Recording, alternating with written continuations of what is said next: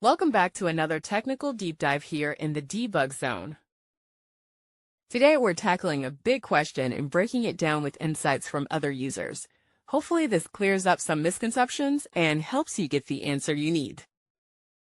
So buckle up, stay a little curious, and let's jump right in.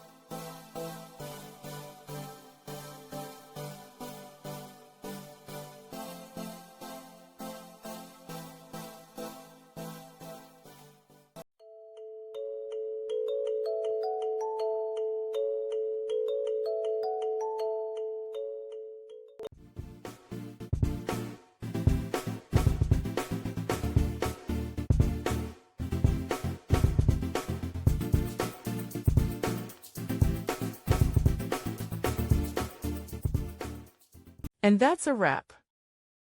I hope you found the answer you were looking for. If you did, take a second to hit that subscribe button. It really helps out. And let me know in the comments which solution worked best for you. See you next time in the Debug Zone.